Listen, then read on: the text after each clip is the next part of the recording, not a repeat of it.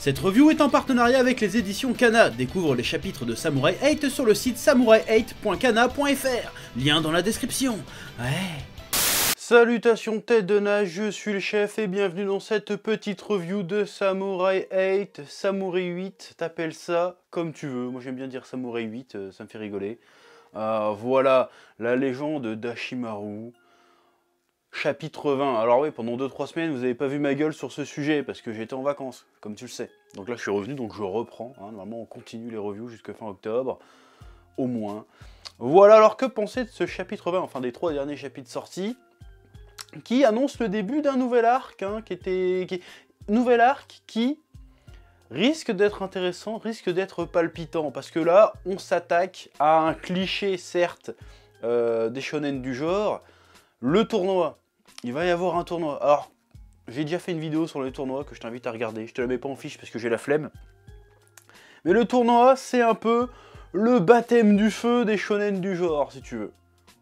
C'est-à-dire que tout bon shonen a, à un moment donné, un bon tournoi.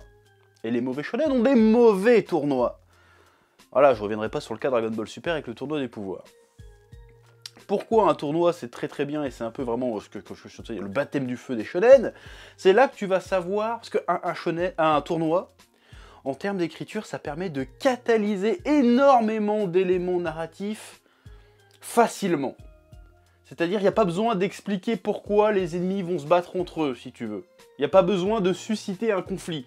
De par la nature même du tournoi, les différents protagonistes intervenants du tournoi vont devoir s'affronter déjà de base. Qui dit affrontement dit péripétie, et qui dit affrontement et péripétie dit aussi qu'on peut balancer du background à coup de flashback assez facilement. C'est ce qu'a fait Naruto dans son examen Chunin ou Genin, je sais plus.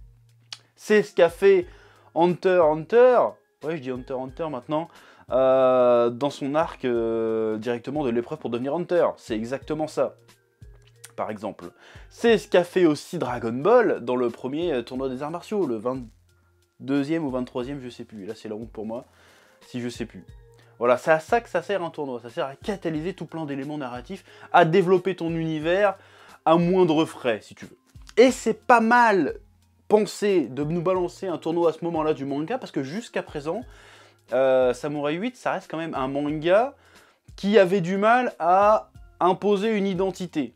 Alors ça a passé les 15 premiers chapitres à développer l'univers et les enjeux des personnages, et l'univers et son fonctionnement est quand même vachement velu, hein, je le lis depuis le début. Maintenant, c'est bien qu'ils décident de laisser ça un peu de côté, ce côté exposition pure, pour se concentrer sur l'action, sur les péripéties, sur mettre les personnages en réelle situation shonénique. Ouais, j'invente des mots, shonénique ta mère même. Pour pouvoir voir un peu le potentiel du truc. C'est pour ça que je dis que c'est le baptême du feu. Parce que c'est là qu'on va voir le réel potentiel de Samurai 8. Parce qu'un tournoi, c'est facile à faire. Si ça ne parvient pas à rendre son tournoi palpitant, à le rendre stylé, et à faire que les personnages se révèlent pendant un tournoi, ça veut dire que ça risque pas de décoller un jour. Si tu foires ton tournoi, c'est baisé, généralement. Voilà, c'est l'expertise de Dr Chef Otaku. Quand tu foires ton tournoi, c'est que ton manga a pas énormément de potentiel. Le tournoi, normalement, c'est le truc, c'est l'autoroute. Tu veux montrer ce que tu sais faire, sans trop te casser le cul, tu fais un tournoi exceptionnel. Tu fais un tournoi, c'est facile de faire un tournoi. Après, il faut le rendre intéressant, tout ça. De base, c'est facile à faire un tournoi.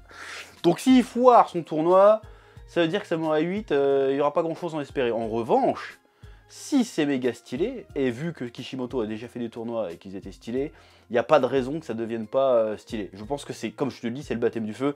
C'est à partir de cet arc-là qu'on va voir réellement le potentiel de Samurai 8. Et je pense qu'il y a énormément de potentiel. Vraiment. Déjà parce que les combats de samouraï, c'est un truc plutôt inédit dans le genre. Le côté... Après, il faut voir comment ça va être géré. Hein. Le côté on peut se couper des bras, c'est pas grave, on meurt pas forcément, on est plus ou moins immortel jusqu'à ce qu'on perde la volonté de se battre. C'est plutôt intéressant, sauf si on détruit ta clé. Je crois que si tu détruis ta clé, tu meurs aussi. Ça peut être super intéressant. C'est un truc qu'on n'a pas trop vu. En tout cas, de mémoire, je connais pas de manga qui avait pris ce parti-là. Le côté immortel, le côté juste la volonté qui fonctionne. Ça peut être super intéressant. En plus, les techniques différentes sont complexes, mais on commence à s'habituer un petit peu au délire. Ça rend plutôt bien, notamment le nouveau personnage, que c'est ça aussi que je voulais en parler, les 2 nouveaux personnages qui ont été introduits, Ryu et l'autre j'ai oublié son nom. Donc le Ryu c'est le samouraï amnésique, qui te sort des techniques de taré, qui a un double sabre laser, qui transforme son arme en nunjaku, enfin il fait pas nunjaku mais en plein de trucs. Ça c'est plutôt intéressant, ça veut dire qu'on pourra avoir des combats très très inventifs. Alors j'espère qu'ils seront pas trop complexes quand même, parce que pour prendre l'exemple de Naruto, je trouve que sur la fin, les combats de Naruto sont trop complexes à suivre, en fait. Alors c'est intelligent, c'est bien pensé si tu veux, mais au bout d'un moment c'est plus fun. C'est tellement compliqué que c'est plus fun. T'es obligé de relire 3 fois pour voir bien. Attends, il a fait quoi comme attaque là? Ah ça marche comme ça. Alors il a fait son chakra à un tel niveau de pression, il a fait des trucs pour invoquer ça, ça fait que bidule. C'est trop compliqué. C'est un peu dans les travers que tombe aussi Hunter x Hunter par moment. Des fois c'est trop compliqué. Je pourrais citer Jojo aussi, mais Jojo c'est pas pareil, c'est surtout des combats vraiment stratégiques. Et là, quand tu dois expliquer tes attaques pendant 10 pages, c'est que ton attaque elle est pas si bien que ça. Je pense, hein. Je pense que le shonen, par essence, il doit être facile à comprendre. Il doit être impactant. Le Kamehameha, ça traverse les générations. Pourquoi? Bah parce que c'est simple, tu fais ça, c'est un Kamehameha, ça parle à tout le monde. C'est peut-être même ce qui manquera peut-être à One Piece aussi. Là, je dévie un peu du sujet, mais One Piece, les techniques sont quand même un peu compliquées aussi. Enfin, pas pareil, mais je me comprends. Donc voilà, pour moi, le shonen, ça doit être impactant, ça doit être simple à comprendre. Pour qu'on puisse se bazarder tout le reste, tu vois. Et kiffer. Donc voilà, je suis très curieux de voir ce que ça peut donner, les combats. Voilà, donc là, on est dans une situation de Battle Royale, en plus, sur une planète isolée qui est devenue invisible. Boum, compteur de morts, de défaites. Enfin, de survivants. Grosse baston générale. Bon là, forcément au milieu de la mêlée, Hashimaru va se révéler, les autres personnages vont se révéler, on va découvrir plein de méchants stylés. Ça ne peut que être stylé. J'espère que ça sera stylé, parce que franchement, si tu foires un tournoi, bon c'est que ton manga, il vaut pas le coup. Je pense. Mais j'ai confiance, parce que c'est Kishimoto derrière quand même, c'est pas n'importe qui. Le gars fait ses preuves. Voilà, après ça n'est pas à l'abri de se faute d'une forade, mais voilà. Je pense que là, on risque de me répéter, c'est le baptême du feu. Voilà, c'est là maintenant que ça va se révéler le potentiel du manga. Voilà, donc vivement les prochains chapitres, du coup. Ça va être riche en baston et en rebondissement. Ouais. Sur ce, je te dis à bientôt et à la semaine prochaine pour le chapitre 21. Ouais. Eh oh, tu vas pas te barrer comme ça, hein? Tu vas laisser un pouce bleu?